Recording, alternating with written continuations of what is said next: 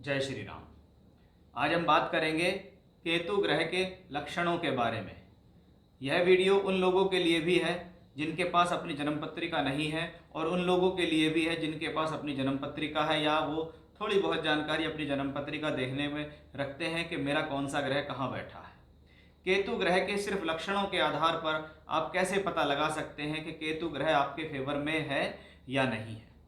यानी दोनों तरीके के लोग इस वीडियो को देख सकते हैं। इस वीडियो के अंदर हम बताएंगे एक ऐसा प्लैनेट केतु जिसको पाप और पुण्य दोनों ही स्थितियों में रखा गया है, क्योंकि ये स्वरभानु नाम के राक्षस का एक निचली हिस्सा है और जब अमृत कलश का पान हुआ था तो कहीं ना कहीं शरीर के अंदर अमृत गया था और अमृत गया था तो आप उसको पुण्य मान सकते हैं और पाप आप इसलिए मान सकते हैं क्योंकि यह एक राक्षस का एक कटा हुआ अंग है या कटा हुआ भाग है। राहु जिसको हम ऊपर का हिस्सा कहते हैं तो केतु जिसे हम निचला हिस्सा कहते हैं। यानी ये वो प्लेनेट है जिसके पास ऊपरी हिस्सा नहीं है। ऊपरी हिस्सा यानी बॉडी के अंदर बहुत जरूरी चीज, आपकी बोलचाल, आपकी वाणी, आपका देखना, आपका सूंघना, आपका खाना पीना, ये सब ऊपरी पार्ट से होता है। यानी केतु का इससे कोई मतलब नहीं है, लेकिन निचले हिस्से में विष भरा हुआ है क्योंकि ये एक राक्षस का टुकड़ा है।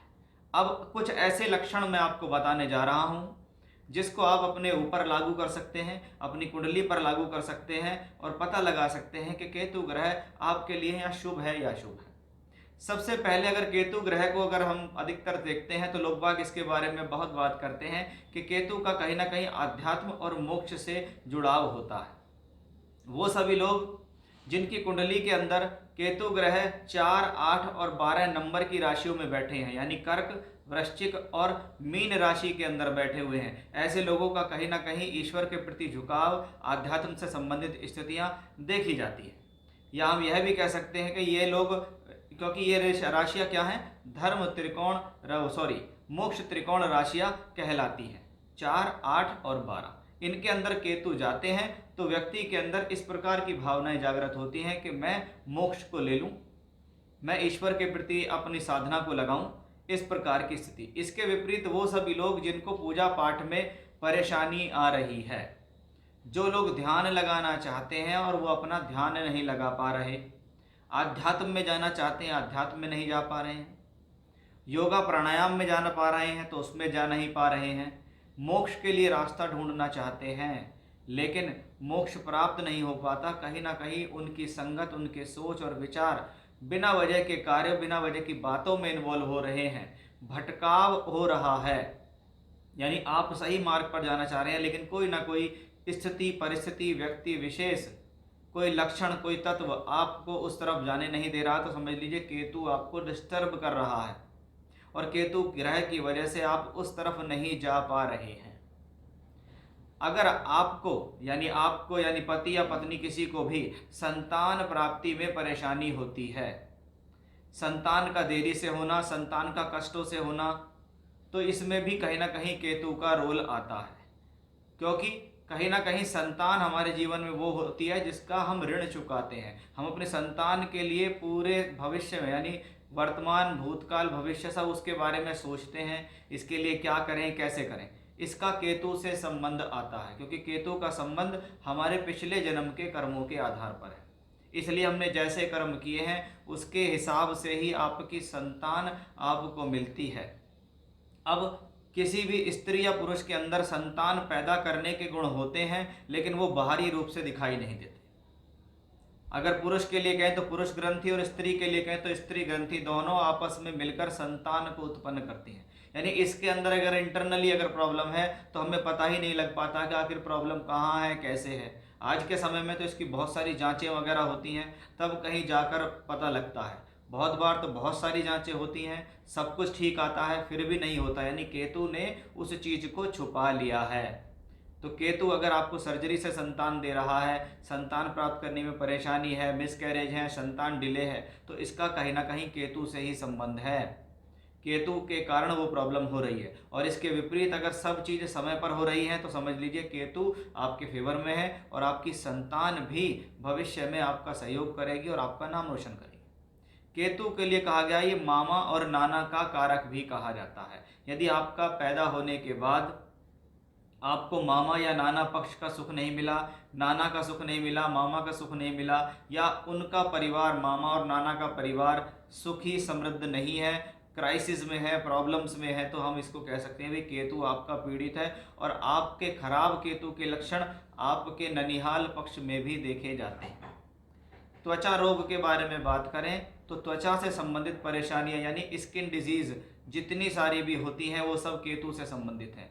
फोड़े हैं, फुंसी है, त्वचा पे एलर्जी है, एक्जिमा है, सोराइसिस है, बाल बहुत स्पीड से झड़ रहे हैं, चेहरे पर एक तरीके से चमक नहीं है, जगह जगह पूरी बॉडी के अंदर स्पॉट्स हैं, ब्लैक स्पॉट्स हैं, रेड स्पॉट्स हैं, त्वचा है, खुजली है, ये सब केतु के। आप समझ लीजिए अगर आपको ये सारी प्रॉब्लम्स हैं तो केतु की वजह से ये सब चीज़ें हो रही हैं। छुपा हुआ रोग या एक ऐसा रोग जो पकड़ा ना जा रहा हो, समझ लीजिए वहाँ केतु का इन्वॉल्वमेंट है कि जी हमें यही नहीं पता लग रहा कि प्रॉब्लम कहाँ है।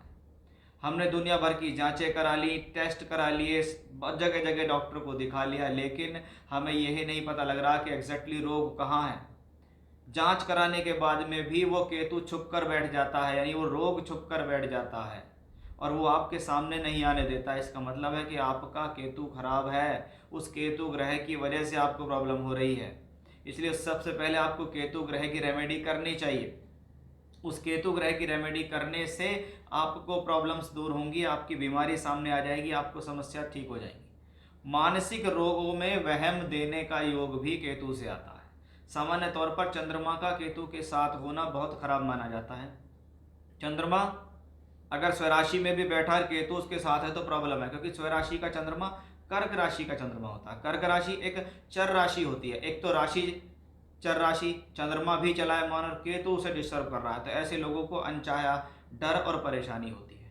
अगर केतु चंद्रमा कुंडली में नीच का है, पाप प्रभाव में है, अमावस्या का है और केतु का उस पर अधिक प्रभाव पड़ रहा है, तो ऐसे लोगों को मानसिक परेशानी, वहम, मिर्गी के दौरे, पागलपन, ये सारी बीमारियां केतु ग्रह से ही संबंधित हैं।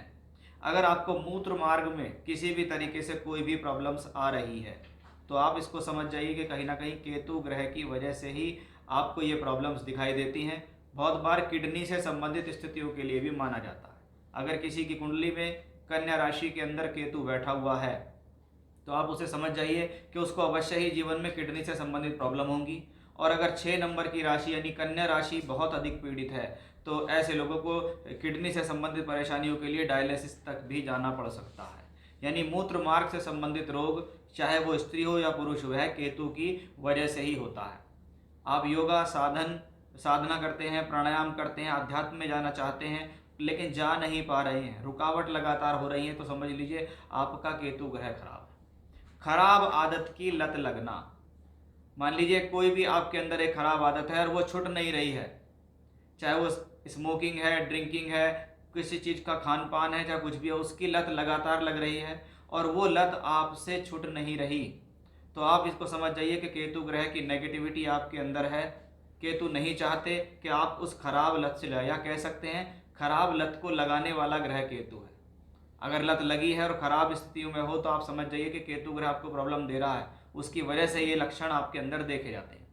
संबंधों का टूटना, यहाँ पर मैं विशेष तौर पे बात करूँगा, चाहे घर से हो, चाहे परिवार से हो, चाहे संतान से, चाहे पति पत्नी के आपसी संबंध हो।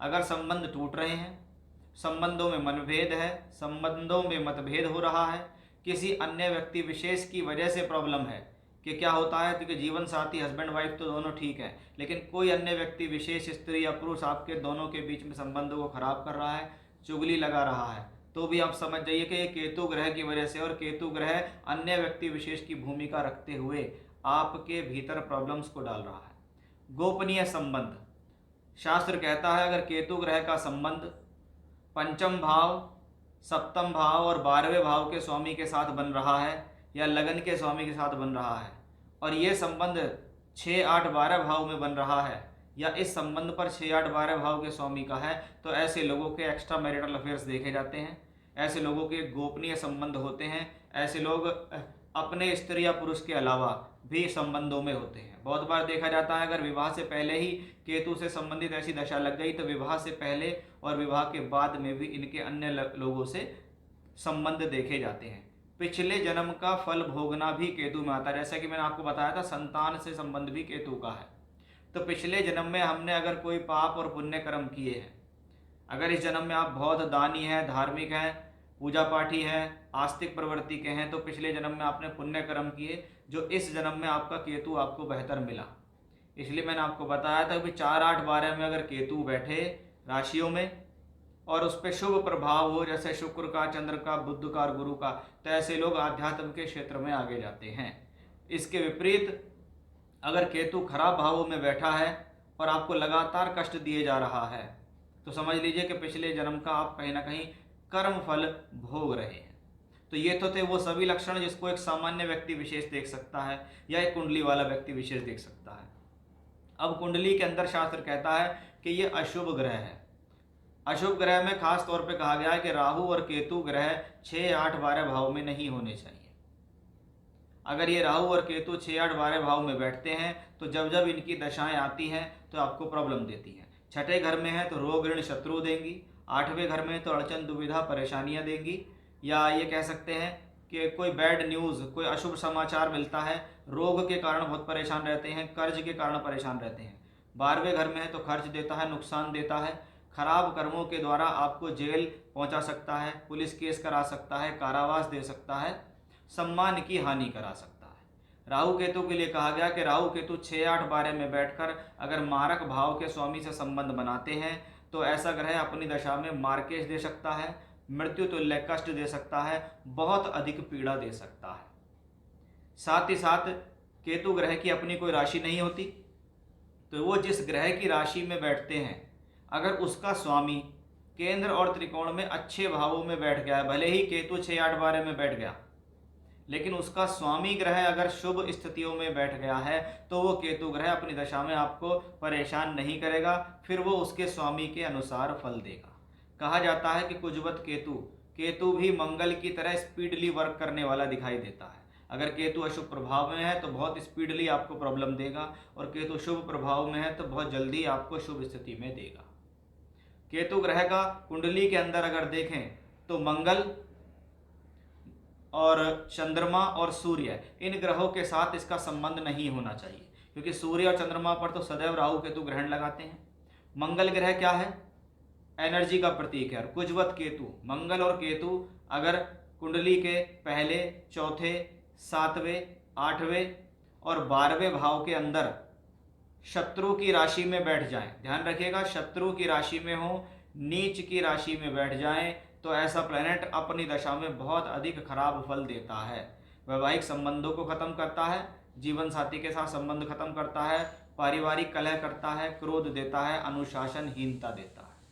इसके विपरीत शास्त्रों का मत है कि अगर केतु ग्रह किसी उच्च के ग्रह के साथ बैठा है, चाहे केंद्र में हो, त्रिकोण में हो या कहीं भी हो, अगर किसी उच्च के ग्रह के साथ केतु बैठा है तो केतु को ध्वज का प्रतीक कहा गया है, झंडे का प्रतीक कहा गया है, विजय पताका लहराने का प्रतीक कहा गया, तो वो उस ग्रह के फलों को और अधिक बढ़ा देता है।